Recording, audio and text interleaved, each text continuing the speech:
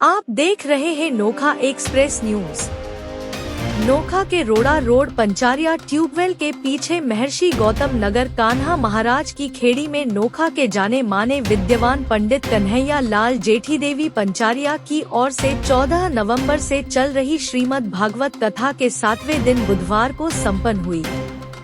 व्यासपीठ पर विराजित श्री बालाजी धाम के महामंडलेश्वर आचार्य श्री बजरंग दास जी महाराज खचाखच भरे मेरे विशाल पांडाल में हजारों की तादाद में उपस्थित नरनारी धर्म प्रेमियों को अपनी अमृतमयी मधुर वाणी के कथा पान करवाते हुए कृष्ण लीला, उद्धव गोपी संवाद आदि विभिन्न प्रसंग की कथा पान करवाते हुए श्रोताओं को भाव विभोर कर दिया। कृष्ण लीला पर नटखट लाला कन्हैया की हरकतों को देखकर मैया कन्हैया को डांटते हुए कहा, तूने मिट्टी खाई है? लाला ने कहा, नहीं मैया, मैंने मिट्टी नहीं खाई। तो मैया नहीं मानी और कहा, मुंह खोलो। तो भगवान कृष्ण ने मुंह खोला तो मैया ने पूरी त्रिलोकी देख ली। महाराज ने कहा कि किसी भी तरह का बेटे में संकट आ जाता है तो माँ को घर बैठे ही पता चल जाता है। माँ की ममता का बखान किया।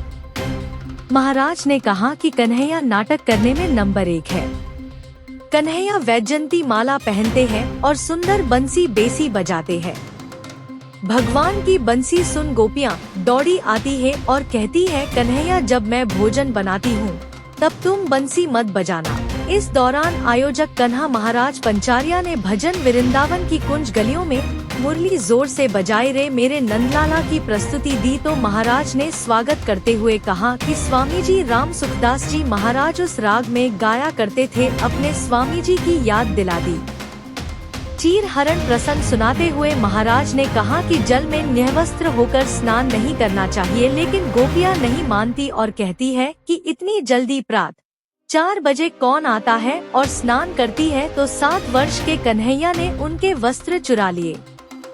महाराज ने श्रीमद् भागवत कथा का मंत्र बताते हुए कहा कि जिसका विवाह नहीं हो रहा है तो इस मंत्र का जाप करे, विवाह हो जाएगा। कथा समापन के पश्चात विशाल शोभा यात्रा निकाली गई और आयोजक कन्हैया महाराज जेठी देवी पंचारिया ने अपने सिर पर श्रीमद् भागवत कथा को पंचारिया चौक स्थित भगवान सत्यनारायण जी मंदिर, जहां से कथा आई थी, वहां पहुंचाते हुए वहां विराजमान की। शोभा यात्रा में काफी संख्या में मातृशक्ति नृत्य कर रही थी। शोभा यात्रा में परिवार सहित काफी संख्या में गणमान्य लोग मौजूद रहे।